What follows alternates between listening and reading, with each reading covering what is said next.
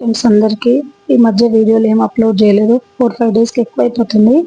నాకు అస్సలు హెల్త్ బాగాలేదు. హాస్పిటల్లో చుట్టూ తిరిగి తిరిగి తీసుకొచ్చి ఇంకా సర్లే అని చెప్పేసి చేయడం మొదలుపెట్టిన. వర్క్ అయితే తప్పదు ఇంట్లో. ఇప్పటికే హాస్పిటల్ చుట్టూ బాగా తిరిగినా. ఇంతకు ఏం జరిగింది అంటే నాకు థైరాయిడ్ ఉంది. గత 23 సంవత్సరాల నుంచి ఉంది అది. అప్పుడంటే అవేర్నెస్ లేదు, అంత అన్నేళ్ల క్రితము. ఈ మధ్య కొంచెం ఎక్కువ అయిపోయింది. కరోనా తర్వాతనే నేను ఫోన్ ఎక్కువ యూజ్ చేయడం మొదలుపెట్టిన.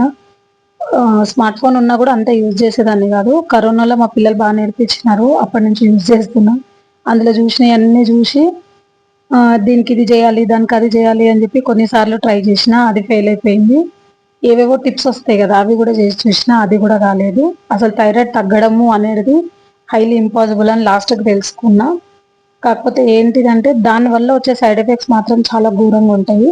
బాగా ఫ్లక్చువేట్ అవుతా ఉంటుంది. థైరాయిడ్ ఎక్కువ అవుతుంది, ఒకసారి తక్కువ అవుతుంది. డోసేజ్ ఎంత కరెక్ట్గా తీసుకున్నా, టైమింగ్తో టాబ్లెట్ వేసుకున్నా, ఎంత మంచిగా ఉన్నా కూడా ఏదో ఒకటి జరుగుతూనే ఉంటుంది.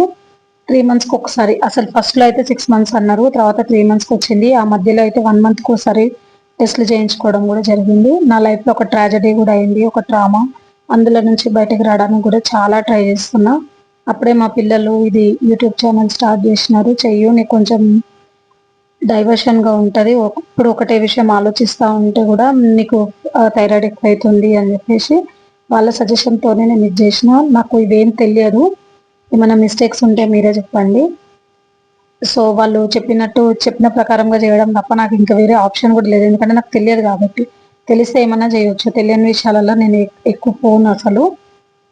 సో అట్లా థైరాయిడ్ వల్ల చాలా రోజులుగా హెల్త్ అస్సలు బాగాలేక పైకి లేగలేకపోయినా. నేను హాస్పిటల్లో అడ్మిట్ ఉన్నామంటే ఉండలేదు, వచ్చేసిన మెడిసిన్స్ తీసుకొని తిరుగుతూనే ఉన్నా హాస్పిటల్కి. ఇప్పటికి తీరింది. సాటర్డే రోజు ఈవినింగ్ కల్లా ఇంటికి వచ్చిన. సండే రోజు బ్లాగ్ ఇది. సండే కూడా మార్నింగ్ అసలు లేకపోతే కాలేదు. అయినా లేవాలి, చేయాలి, మనమే కదా చేసుకునేది, ఇంకెవరు ఉంటారు చేయడానికి, తప్పదు. ఇదేమో ఈవినింగ్ అనమాట. ఇంకా మళ్ళీ 10 రోజుల దాకా తినలేము, ఎందుకో మీకు అందరికీ కూడా తెలుసు. సో అదే రోజు మధ్యాహ్నం బోటి అన్నారు, సాయంత్రం చికెన్ అన్నారు, లివర్ ఫ్రై అన్నారు. అదే చేస్తున్నా ఇప్పుడు నేను. ఇప్పుడు కూడా నాకు అసలు ఓపిక లేదు, కానీ చేయాలి, పిల్లల కోసం తప్పదు. మళ్ళీ 10-15 days దాకా వాళ్ళు ఏది సరిగ్గా తినరు. ఎప్పుడు పడితే అప్పుడు మంటపం దగ్గరికి వెళ్ళిపోతామని వండను నేను, వాళ్ళు కూడా తినరు. అది సంగతి. ఇక్కడనేమో చికెన్ లివర్ ఫ్రై అవుతుంది. ఆల్రెడీ దాన్ని బాయిల్ చేసి ఉడకబెట్టుకొని పక్కన పెట్టుకున్నా. ఉల్లిపాయలు కట్ చేసి అందులో ఉప్పు, కారం, పసుపు, అల్లం వెల్లిగడ్డ, గరం మసాలా వేసి ఈజీగా బ్రేక్ అయిపోతుంది. అది లివర్ కాబట్టి ఈజీగా బ్రేక్ అయిపోతుంది. కాసేపు ఆయిల్లో ఫ్రై అయినాక లాస్ట్లో కొత్తిమీర, కరివేపాకు వేసి గరం మసాలా వేసి దించేసిన. ఇదేమో చికెన్. ఆల్రెడీ అన్నం వండేసినాను నేను ఎప్పుడు గంజి పెడతాను, గంజి తీసిన తర్వాతనే వండుకుంటాను అన్నం. నాకు అట్లా ఇష్టము. రైస్ కుక్కర్లో కానీ అట్లా కానీ వండడం నచ్చదంటే అది వరకు వండేదాన్ని, తర్వాత డాక్టర్ వద్దన్నప్పుడు మానేసినాను. ఇట్లా చేయబట్టి కూడా 4-5 years అవుతుంది. ఇదేమో చికెన్ కర్రీ. కర్రీ అంటే కర్రీ కూడా కాదు, జస్ట్ ఫ్రై టైపే. ఇందులో కూడా నేను ఎక్కువ ఏం మసాలాలు వేయలేదు. నా వంటలు మీరు చూస్తే కనుక తెలుస్తుంది మీకు, నేను ఎక్కువ మసాలాలు ఏం యూజ్ చేయను. బేసిక్ మసాలాలే, బేసిక్ ఇంగ్రీడియంట్స్ మాత్రమే యూజ్ చేస్తా. ఉప్పు, కారం, పసుపు, అల్లం వెల్లిగడ్డ, ధనియా పౌడరు, మహా అయితే గరం మసాలా ప్యాకెట్, అంతకు మించి వేరేదేం యూజ్ చేయను. ఎప్పుడైనా ఒకసారి గ్రేవీ కావాలనుకుంటే మాత్రం పెరుగు యూజ్ చేస్తాను అంతే. ఇప్పుడు ఈ చికెన్ కూడా అట్లనే చేసినాను. ఉల్లిగడ్డలు ఫ్రై అయిన తర్వాత కొంచెం టమాటాలు వేసి దానిపైన కడిగి పెట్టుకున్న క్లీన్ చికెన్ వేసి కాసేపు ఒక 10 minutes వరకు ఫ్రై అవ్వనివ్వాలి. అది కొంచెం వాటర్ రిలీజ్ చేస్తుంది కదా, దాని తర్వాత మనము వేసుకునేది కాదు, అల్లిగడ్డ, పసుపు, ఉప్పు, కారము, ధనియాల పౌడరు అన్నీ వేసుకొని కాసేపు మళ్ళీ మగ్గనిచ్చిన తర్వాత పెరుగు బాగా బీట్ చేసుకోవాలి, మొత్తం పేస్ట్ లాగా కావాలి. ఆ పెరుగు కొంచెం ఎంతైతే పెరుగు తీసుకున్నామో అంతే వాటర్ తీసుకోండి, సరిపోతుంది. నేనైతే ఇక్కడ 1/2 kg చికెన్ తీసుకున్నా, దానికి సరిపోయింది. 10 rupees పెరుగు ప్యాకెట్ అయితే సరిపోయింది. పెరుగు పెట్టలేదు, నేను చెప్పినా కదా నాకు హెల్త్ బాగాలేక హాస్పిటల్లో చుట్టూ తిరుగుతున్నాను, పాలు వలిగిపోయినాను, పెట్టలేదు నేను పెరుగు. సో బయట నుంచి కొనుక్కొచ్చిందే యూజ్ చేసిన అనమాట. ఇక పెరుగు వేసి ఇంకొక 10 minutes పెట్టిన తర్వాత లాస్ట్లో కొత్తిమీర, కరివేపాకు వేసి ఒక గరం మసాలా ప్యాకెట్ వేసి దించేసిన. అక్కడికి అయిపోయింది. అప్పటికే టైం 11 అవుతుంది. ఇంకా తిన్నాం మేము. ఆ రోజు బయటకు వెళ్ళినాం మేము, చెప్పినా కదా, అంటే వేరే వేరే దాంట్లో ఉంది, చూడండి మీరు, షార్ట్స్లో ఉంది.